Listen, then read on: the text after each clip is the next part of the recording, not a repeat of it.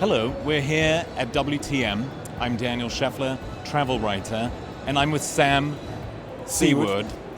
I'm with Sam Seward from Exodus Adventure Travel, and he has just come off stage, and I'm going to get the recap from him. Hi, Sam. Hi there. How was it? Yeah, it was really good. I shared the stage with a few other small group adventure businesses. Right. Exodus Travels, our speciality is small group walking, cycling and discovery holidays. All the things I like to do. All incredible things, great experiences. And the topic of the discussion really revolved around sustainability, our relationship with sustainability. And I guess the main thing I shared with the panel is this is our 50th year, so we're in a celebratory mood. Okay. Have you been there for 50 years? I haven't. You look a little young for that. I'm not a vampire. I'm not ever living. Hey, but no judgment. Yeah. But as a business of 50 years, sustainability has kind of always been in our DNA. Great. So when you're working with, circa 95% of our hotel nights are in small, locally owned hotels. Most of the meals we arrange are in locally owned restaurants. So those experiences are all about, real authenticity, real experience. And that's kind of where sustainability begins. Okay. It's about not looking at this, not looking at mass commoditized travel and looking at your impact. So we talked about that. How do you get your customers or your clients to understand that and how to feel that they're booking with you and that they're really forming part of that culture? I mean, for us. The first thing, from a travel trade perspective, is about having a really, really, really clear proposition. So people have to know very early on what exactly it is we're going to do and what we do for them. The second thing is just having an incredible experience. Yeah, if they're coming there and they've got the very best guide and they're having the most unbelievable experience in terms of meeting local communities, or they're travelling at a time where it's not vastly over touristed, and they're getting that quality and depth of experience, then you kind of buy the right to teach them about sustainability. And obviously, customers know what sustainability is, right? But to actually experience it and see what the difference is between a small group, sustainable, low impact adventure compared to a fly and flop holiday. That brings them into the tent. And then what we've found over our 50 years is it then generates huge loyalty, because they will form an emotional connection. They'll get, you get traction with them, and loyalty means more rebookings, and more rebookings means less marketing and less discounts, that kind of stuff. So for us, there is a huge business case for authentic, sustainable experiences. Right. Well, you can pass that savings on to the communities at the bottom of the rung who needs it most. Right? Yeah, like that's the plan. Exactly. You're really looking to engineer a bit of a positive spiral. Yeah, great. How? So 50 years of doing this. Where do you travel? So we are active we have about 450 to 500 itineraries at any one time, and we've got nearly 90 countries in which we operate. But right now, what's busy and really popular would be the likes of Costa Rica, Italy, Vietnam, and we're seeing comebacks from places like India. And of course, with all the dreadful stuff happening in the Middle East, there's a decline there, where it was actually one of the fastest growing areas. Right. And then, what do you think is next? What do you think is next in sustainability, and what's next for Exodus? So in sustainability, I ask anybody who is running a business of any scale and trying to do the right thing in terms of sustainability. It's all about regulation, disclosure, and transparency.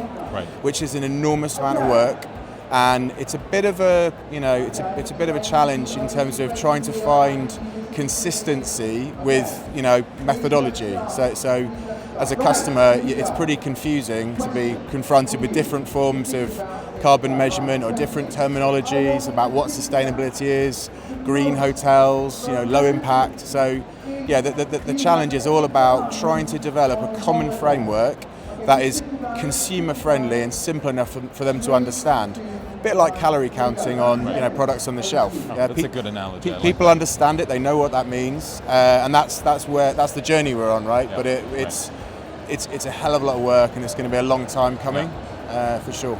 Can you print a little calorie counter version on every trip?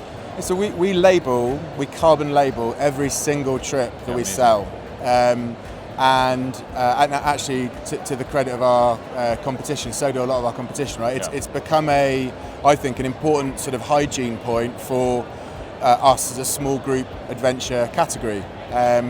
But do I think there's a big action intention gap for the customer? Do they see a high carbon value for a trip and say, well, maybe I won't do that one? I still think customers are led by their desire to walk to Everest Base Camp or experience Costa Rican rainforest, and we're only at that first stage of giving them a bit of carbon literacy and giving them that sense of this should be a component in your choice, and you should be thinking about across your year's travel, how much carbon will you allow yourself? What's your budget, if you like?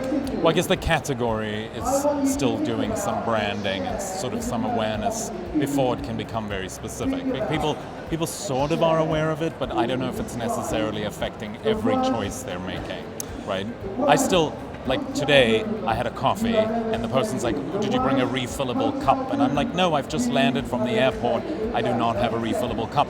But it didn't make me not get a coffee. Yeah. Right? Yeah. Exactly. So that's the thing where at some point those decisions will become more and more important. Yeah, well, I mean, we as adventure travel are probably a fraction of 1% of the outgoing market from the UK. Many of whom they're buyers and representatives are here at World Travel Market. So, I feel like as a category, we have established some common practices and some I suppose simple norms, like thinking about how relating your travel to the impact the travel has.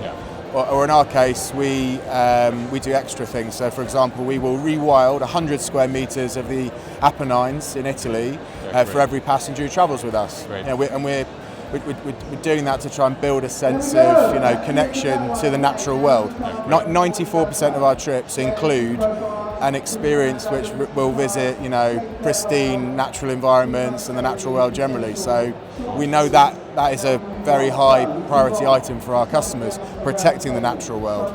But I don't know if every customer makes the connection between protecting the natural world and carbon, and that's that gap I was talking about. Since you do adventure, I think the next adventure, I guess, is Mars or space. What are you doing in that realm? We wouldn't do anything quite so I suppose fuel heavy, if you like.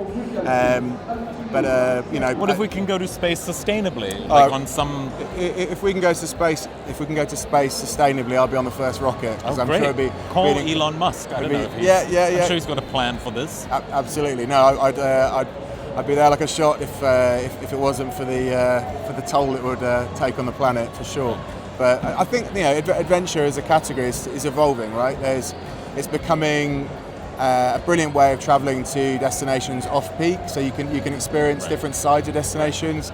It's becoming multi-generational because of things like e-bikes, and I think that there's just a proliferation of people looking for rich experiences, physical experiences, and shared experiences. So a small group adventure is all about making connections, possibly friends for life, and that in an increasingly disconnected world where digital relationships are not quite the same.